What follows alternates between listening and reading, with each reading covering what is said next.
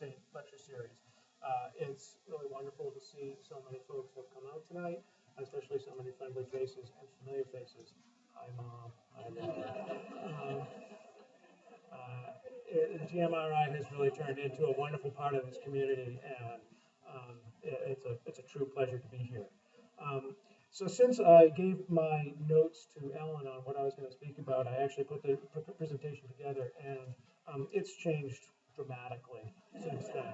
So if everyone bears with me as I run through it, I'm going to go through quite a few slides. Some of them I'll go through quite quickly, and then hopefully we'll have plenty of time for questions at the end. There's a lot of things that I won't be covering today. You won't hear me say things like sea level rise and climate change. I'm probably not going to talk too much about the parking shortage in the city of Portland, but I'm happy to answer questions about these things as I get through the presentation. So, Portland's waterfront at a time of change. I suggest that we're now at a point that we will recognize years from now, and that our children will recognize as a specific period of development in Portland's history, specifically along the waterfront.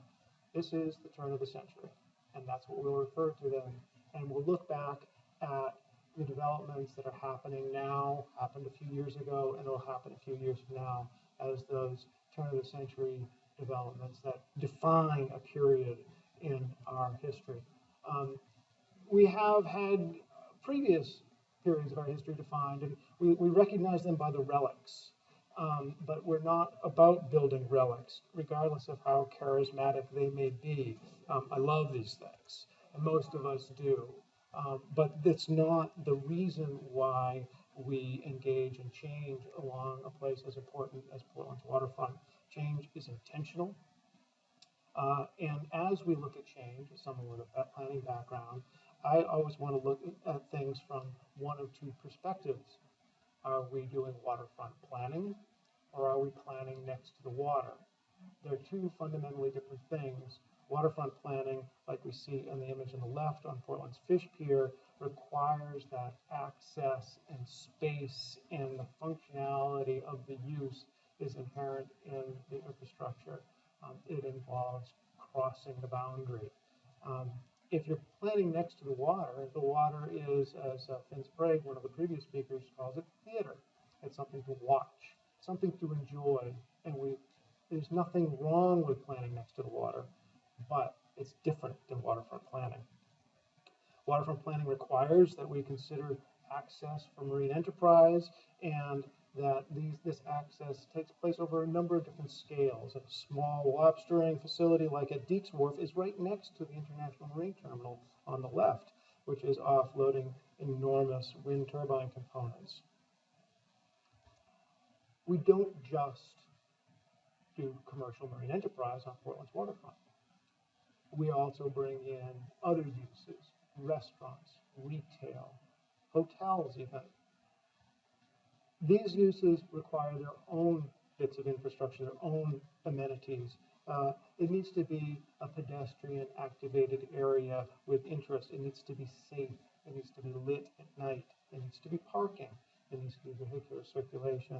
And piers, those pieces of infrastructure that define the waterfront, are really difficult pedestrian environments because they're dead ends.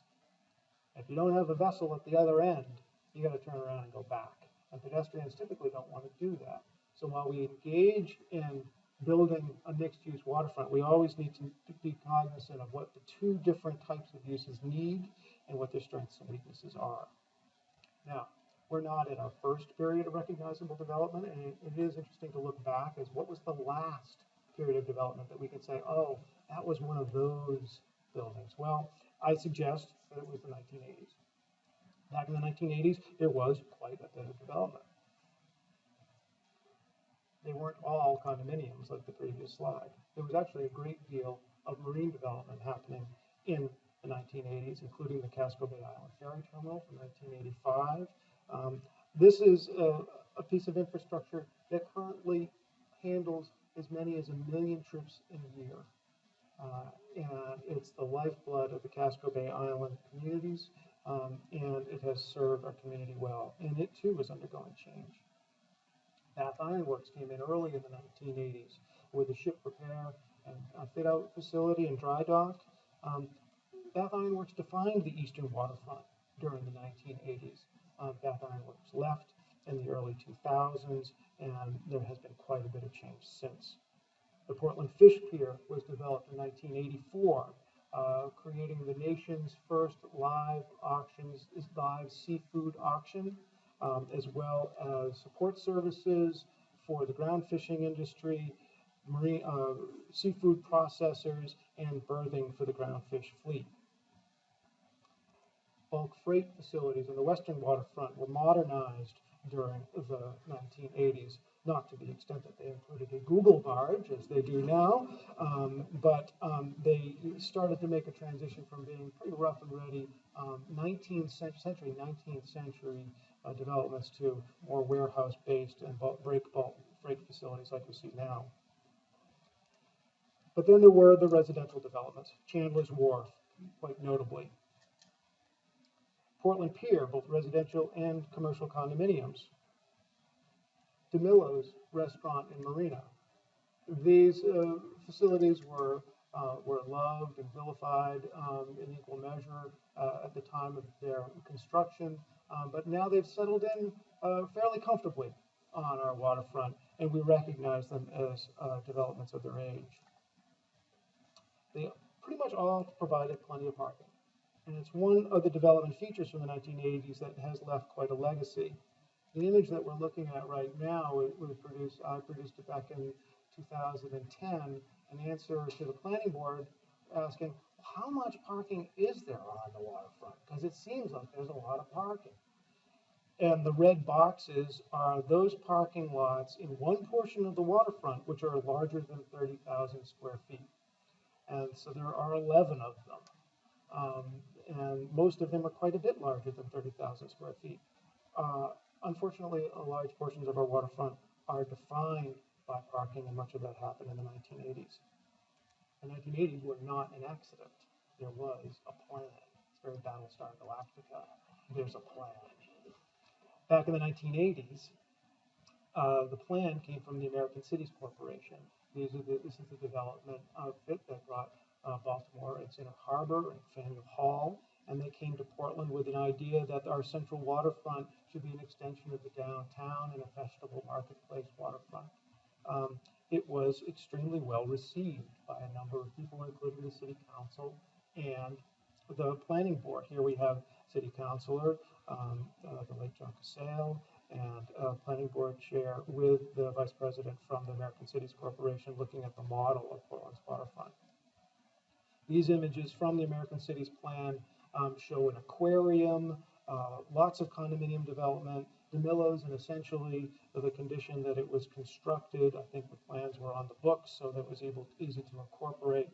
And so as we can see, some of it was implemented.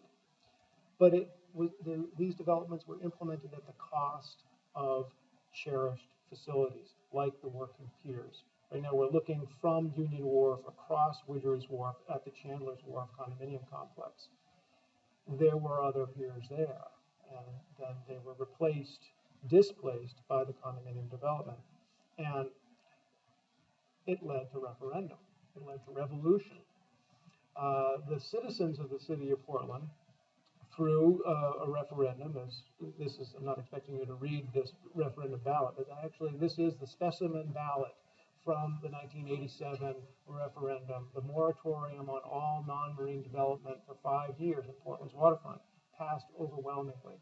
Portland has an ethic for preservation of working waterfront uses, and when the condominiums came in and displaced those uses, the citizens went to the ballot box and said, no, we shall preserve our working waterfront heritage.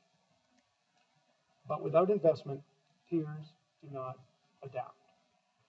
Economies change, the infrastructure ages, most of it was built in the 19th century to begin with and requires continual investment. And the moratorium did an excellent job of preserving marine use, but it did not incentivize investment. In fact, many of the pier owners stopped investing in their piers because they did not see a future in the infrastructure because of the cost of the investment. This image is from 2008 Custom House Wharf, where there was a snow load caused a collapse in a very early building. But it's indicative of the kind of deferred maintenance that took place back in the 1980s, from the 1980s into the 1990s. The path towards investment came in 1992. 1992 brought us the Waterfront Alliance report to the City Council, and it established the policy framework under which we still operate. And it was a very far-reaching document and a resilient document. It divided the waterfront into functional zones, largely consistent with the types of uses that one found there traditionally. The Waterfront Alliance report was further informed by a 1998 report called the Cargo and Passenger Study. We knew Bath Iron Works was going away. The Cargo and Passenger Study asked the question, what do we do with the Bath Iron Works facility? And the answer was to concentrate passenger operations in the East End while retaining freight and industry on the West End. This essentially was the birth of Ocean Gateway and the marine and the cruise ship and ferry passenger services that we see today in the Eastern Waterfront. The Waterfront Alliance reports, as informed by the CAP study, created geographically specific policies that considered water depth, the uses that previously existed or were hoped to exist, and a desire to rationalize uses to promote compatibility. Not all uses get along. And hopefully these all combine to generate investment. And so the general layout of the plan was to have an eastern waterfront for passengers and a western waterfront for freight. And in the center, things got a little bit mixed up, but it's our traditional fishing fleet. GMRI is located at the center of our central waterfront. The zoning, which we then implemented, largely follows the Waterfront Alliance recommendations and are largely intact today.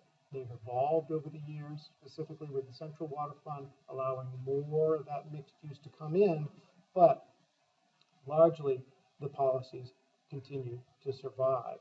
The policies are more than just geography. They create a hierarchy of use. Water-dependent uses are the highest priority in the zone, and so I put them on the top of this pyramid.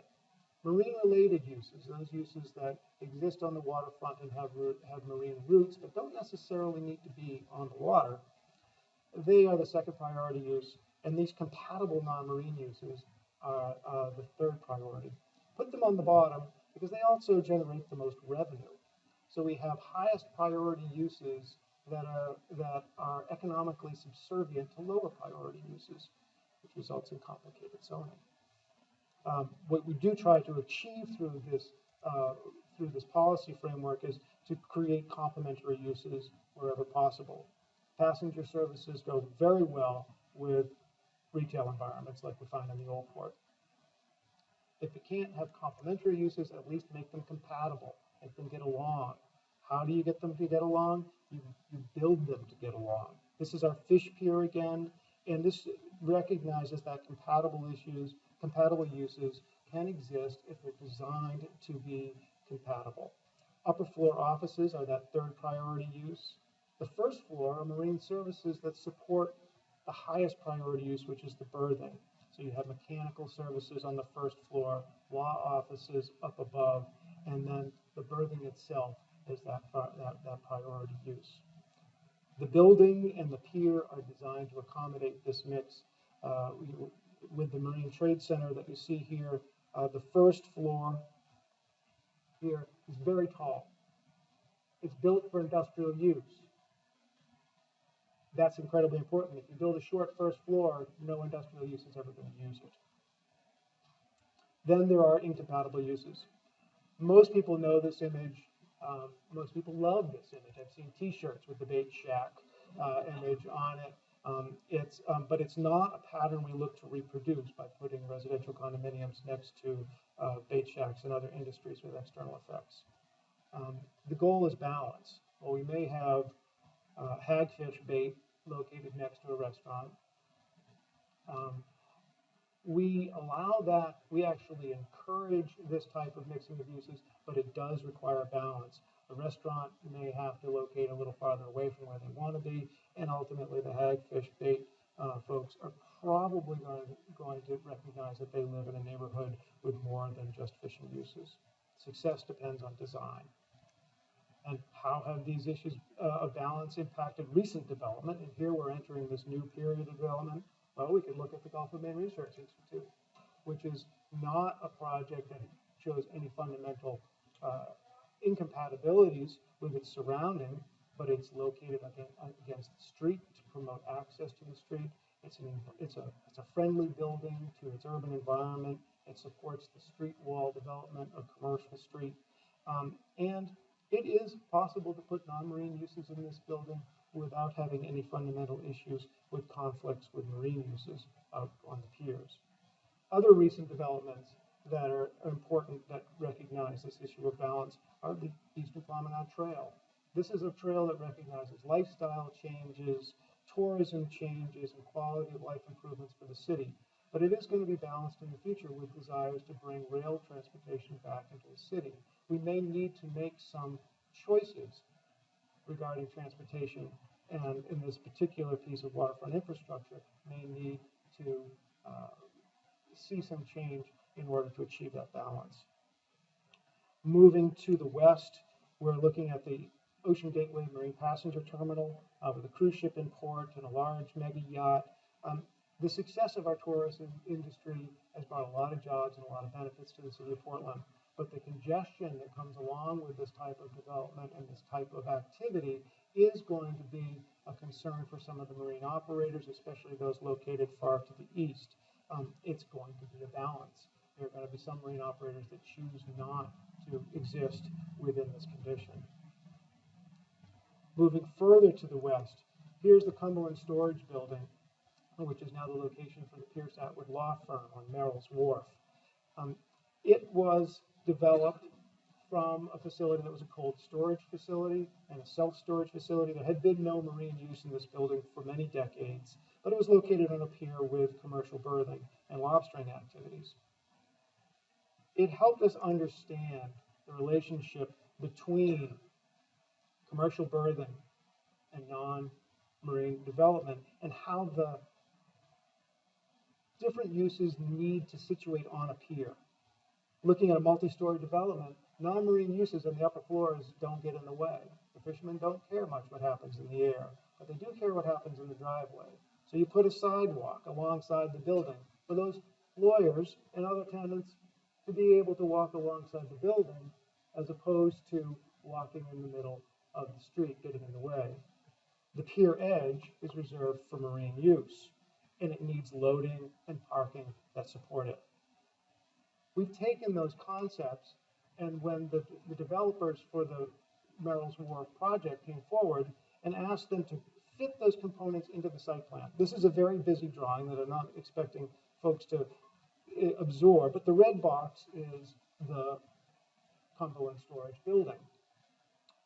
The sidewalk is located along the building, improved pier apron for berthing along the outside of the travelway, dedicated parking for marine use, and all of this done in a way to try to rationalize potentially competing uses in a way that functions. And here it is as constructed, the lobster boats setting their traps out along the improved pier edge. We're also able to incorporate improved stormwater so that the water exiting this site is in better condition than it was before the development. The need for lawyers has been balanced with retention of marine interests and improved water quality. Further to the west, the Becky's development. Becky's expanded not too long ago. Restaurant use, even ones as loved as Becky's. And we all love Becky. And we love Becky's restaurant. And it brings in the pedestrians, which is a good thing, but it's going to be a management issue for these working piers. The more developments like Becky's to happen in the central waterfront.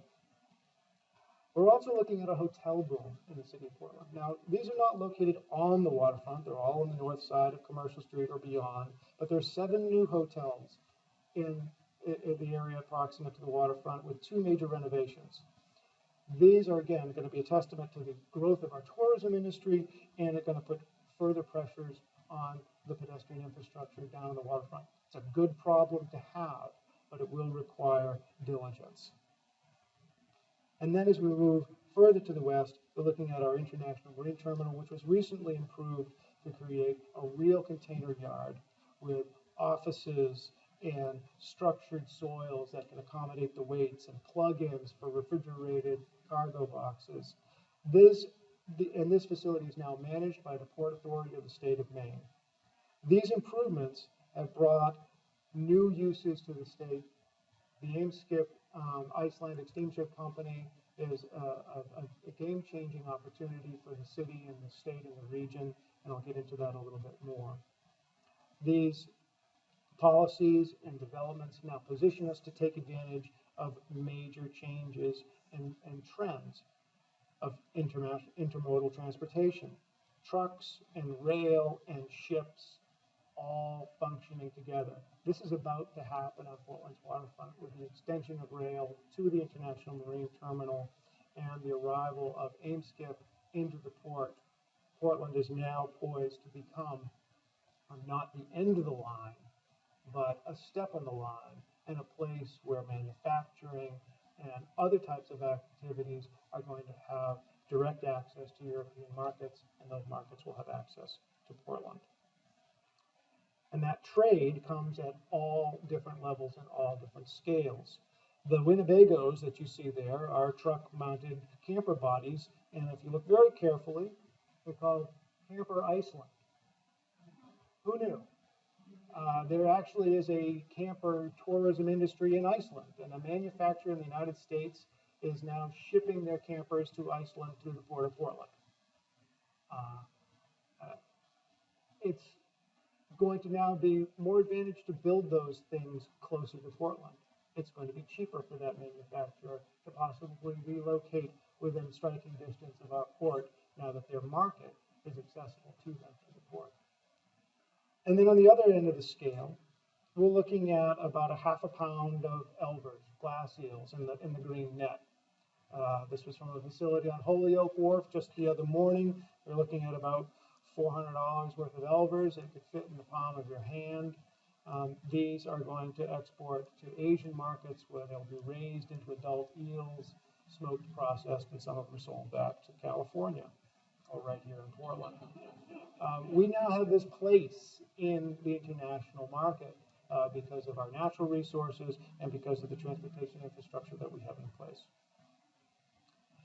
Transportation and access to resources lead to manufacturing. Our place as a fish processing hub has been damaged by the lack of stocks in our fishing that's supplied by local fishing vessels. But our seafood processing industries remain.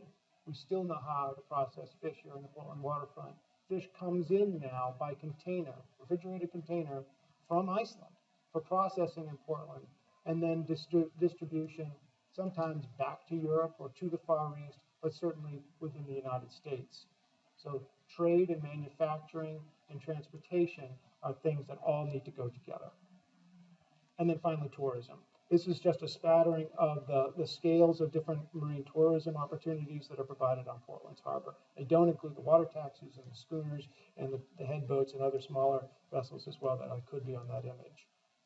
Now, as we move into our next phase of development, we always need to remember issues of scale. We're looking at one of our larger lobster vessels and a relatively modest size cruise ship. The picture taken from South Portland while that's sitting on the Portland side of the river.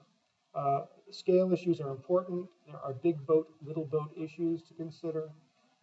This is Sail Maine's facility on the eastern waterfront. Certainly as you look at the prop wash delivered by that tug heading towards the Casco Bay Bridge, on the photo courtesy of the Portland Tugboat Company, these are always going to be considerations on the water side. And there are still potentially conflicting uses. People in a retail environment expect cleanliness and they don't expect to have odors. If you're a marine industry, you're going to have external impacts. It's going to be part of our charge is to tolerate each other, to treat each other with respect, and to expect it to be different here because we do mix the uses. Most places will keep them separate. Here in our central waterfront, we intentionally put them together in the same place. There are other challenges that are going to need to be balanced, like the needs for dredging in Portland Harbor, specifically along the piers. We dredged the channel, which is an excellent advantage, but now this is a low tide shot between Union Wharf and Widgery Wharf, and it shows the extent to which these piers are being degraded by sedimentation in the bay. Those sediments are contaminated, often not suitable for at-sea disposal, and finding a way to responsibly deal with those dredge spoils is going to be a major challenge. Now, what's next? We're looking at developments from Fish Point to Thompson's Point. The red boxes all represent new developments, and I'm going to run through them very quickly. Our eastern waterfront, the Portland Company has changed hands. It's 10 acres, 160,000 square feet of historic development, an extremely important historical industrial site on Portland's waterfront that is going to change. I can't show you pictures of that because it hasn't happened yet, and we don't have development program in place to refer to, but what we can say is that the eastern waterfront in general, not just the Portland Company, but the gravel lots that you see in the foreground, are poised for significant redevelopment in the short term. Ocean Gateway.